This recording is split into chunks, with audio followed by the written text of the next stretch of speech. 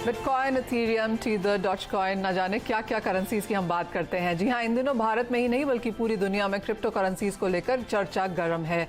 फर्श से लेकर अर्श तक और फिर टॉप हाइस के करीब 50% की गिरावट। इस बड़ी गिरावट में निवेशकों की दिलचस्पी क्रिप्टो में निवेश को लेकर बढ़ी है।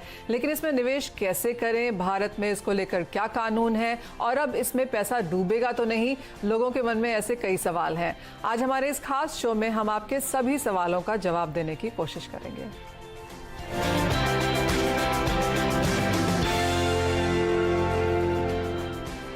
हमारे साथ जुड़े हैं blockchain and cryptocurrency committee के adviser Ajeet Khurana, Giottus cryptocurrency exchange के सीईओ विक्रम सुबराज, वायु कॉइन के सीईओ शिवम ठुकराल। आप सभी का कार्यक्रम में स्वागत है। काफ़ी चौपिनेस है, काफ़ी सारी खबरें भी हैं और उनको लेकर बाजार काफ़ी कुछ यहाँ पर सीखना चाहता है, जानना भी चाहता है। अजीत, आपसे ही पहले शुरुआत करना चाहेंगे। जिस तरह की ये मार्केट फिलहाल है और जिस तरह से हमने इंडियन मार्केट्स में नंबर्स बढ़ते हुए देखे हैं, चाहे वो वॉल्यूम्स हैं या पार्टिसिपेशन है, कुछ बहुत समझ सबको यहाँ पर आती है, पर मेजर चीज जो सबको लुभाती है वो ये कि रिटर्न्स बहुत बेहतर हैं यहाँ पर।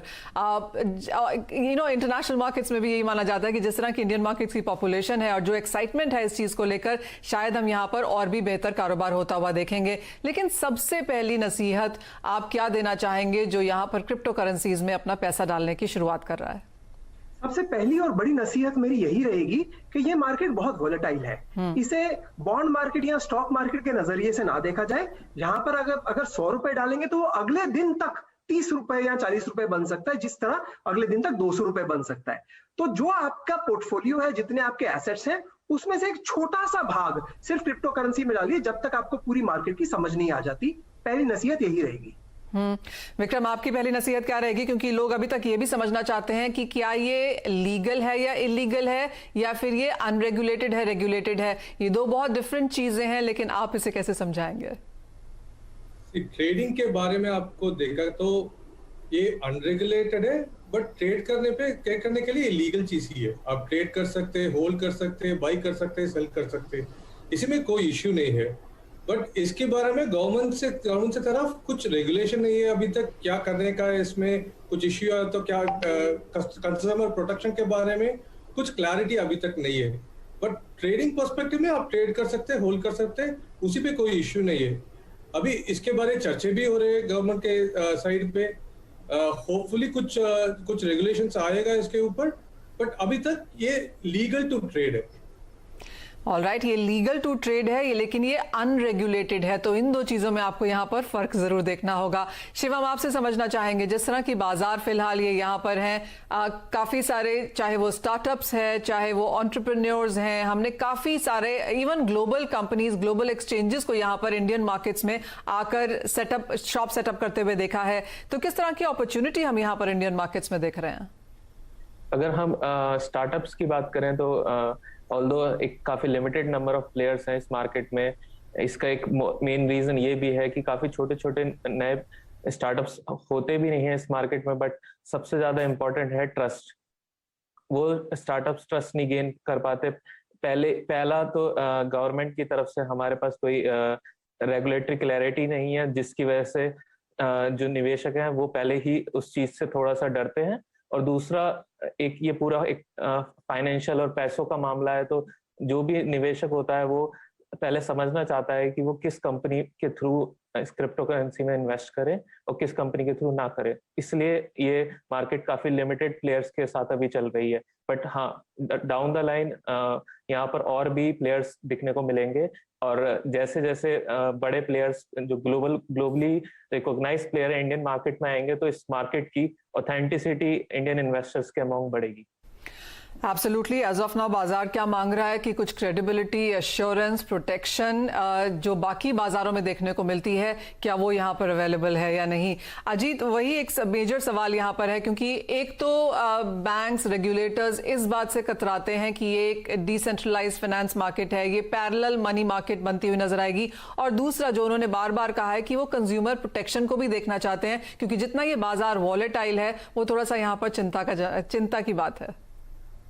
बिल्कुल ठीक है। इसके दो पहलू हैं। पहला पहलू ग्राहक की तरफ से है, दूसरा पहलू रिजर्व बैंक या इंस्टीट्यूशन की तरफ से है। ग्राहक की तरफ से मैं लोगों को यह कहना चाहूंगा कि चाहे आप सोना खरीद रहे हो, चाहे आप कोई इन्वेस्टमेंट प्रोडक्ट खरीद रहे हो, आप हमेशा इस बात का ध्यान जरूर देते होंगे कि कहां से खरीद रहे हैं। जो ट्रस्ट के इशू की भी बात हुई थी, ठीक उसी तरह मैं ये कहूंगा कि आप इंडियन एक्सचेंजेस से ही ले, अपने बैंक अकाउंट से ही पैसा ट्रांसफर करें और ऐसे एक्सचेंजेस से ही डील करें जो कि पूर्ण रूप से केवाईसी यानी नो योर कस्टमर का प्रोसेस करते हो। तो कल किसी तरह की तकलीफ आ भी गई तो चाहे क्रिप्टो स्पेसिफिक रेगुलेशन इंडिया में ना हो, बट जो क्रिमिनल प्रोसीजर एक्ट है, जो पुलिस कंप्लेंट की जा सकती है, जो कंज्यूमर प्रोटेक्शन एक्ट है, वो तो हर किसी चीज पे लागू होता है, तो वो आप पर भी लागू होगा। आपको कुछ हद तक प्रोटेक्शन मिलेगी। दूसरी बात रही इंस्टीट्यूशन और आरबीआई की तरफ से, मैं ये जरूर मानूंगा कि सरकार हो चाहे रिजर्व बैंक हो, उनके लिए बहुत बड़ा उनका कर्तव्य है कि कंज्यूमर्स को प्रोटेक्ट करें, और ठीक उसी रीजन की वजह से उन्हें एक पॉलिसी फ्रेमवर्क बनाना चाहिए। उन्हें कहना चाहिए कि बस इसी तरह के जो एक्सचेंजेस हैं या कस्टोडियंस हैं या क्रिप्टो के बिजनेसेस हैं, वही उनसे ही डील कीजिए, उससे कंज्यूमर प्रोटेक्शन बढ़ेगी ना कि घटेगी। विक्रम, आप कैसे देखते हैं, अगर कोई यहाँ पर नया निवेश करना चाहता हो तो किस तरह का पेपर वर्क है, क्या कुछ यहाँ पर फॉर्मेलिटीज हैं जो एक एक्सचेंज यहाँ पर पूरी करवाता है? इसमें फॉर्मेलिटीज सिमिलर टू एक फिनटेक इंडस्ट्री पे क्या क्या फॉर्मेलिटीज होगा in the form of KYC, वो सेम चीज होगा। लाइक डॉक्यूमेंट वेरिफिकेशन होगा, बैंक अकाउंट वेरिफिकेशन होगा, वो जनरल केवाईसी के बाद आप ट्रेड कर सकते हैं। सो फिनटेक स्पेस में आप चाहिए एक बैंक अकाउंट बना रहे, नहीं तो एक यूपीआई ऐप में रजिस्टर कर रहे। सो फिनटेक स्पेस में आप क्या क्या प्रोसेस फॉलो कर रहे हैं, उसी सेम प्रोसेस इसी में भी फॉलो करना पड़ेगा। सो मेजॉरिटी एक्सचेंजेस ये केवाईसी का प्रोसेस फॉलो कर रहे हैं, और ये इतना भी हम इजी कर लिया ये प्रोसेस दैट आप रजिस्टर करने के बाद at max half an hour to 1 hour, उसके बाद आपको केवाईसी भी अप्रूव होके आप शेयर ट्रेडिंग करने के लिए चालू कर सकते हैं। शिवम, जैसे बात की गई कि एक सिंपल केवाईसी यहाँ पर किया जाता है, आपकी डिटेल्स ली जाती हैं और जो पैसा आपका ट्रांसफर है वो आपके बैंक अकाउंट से हो रहा है, तो क्लियरली यहाँ पर काफी कुछ ऑन प्रोसेस है, इन लाइट है, कुछ भी इधर उधर से यहाँ पर मूव नहीं हो रहा है। सारे एक्सचेंजेस इसी तरह से यहाँ पर काम करते हैं। लेकिन आपने एक बार पैसा यहाँ पर एक्सचेंज में डाल दिया, उसके बाद आपका क्या प्रॉफिट है, क्या लॉस है, आप कितना बैंक में वापस लेके आते हैं, उसे कैसे देखा जाए?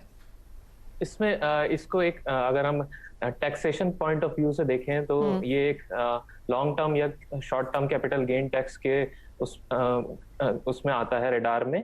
सो फॉर एग्जांपल, अगर आप एक बिटकॉइन खरीदते हैं 40 लाख का और वो आप 42 लाख रुपए में उसे बेच देते हैं और 42 लाख रुपए आप अपने बैंक अकाउंट में वापस ट्रांसफर कर लेते हैं थ्रू आर एक्सचेंज या किसी भी एक्सचेंज के थ्रू। सो अब आपको अपने इनकम टैक्स जो फाइलिंग आप करते हैं आईटीआर की, तो उसमें आपको दिखाना पड़ेगा कि मैंने 2 लाख का इसमें मुनाफा कमाया, और ये अगर ये शॉर्ट टर्म में है तो आप वहाँ short term capital gain tax अपने आप पे कर देंगे। इसमें ऑल्दो इसमें गवर्नमेंट की तरफ से कोई गाइडलाइंस नहीं है, but this is normally formula which is used by all the investors in India. मतलब सारे जो भी इन्वेस्टर्स हैं वो इस फॉर्मूले के हिसाब से अपना टैक्सेशन फाइल करते हैं।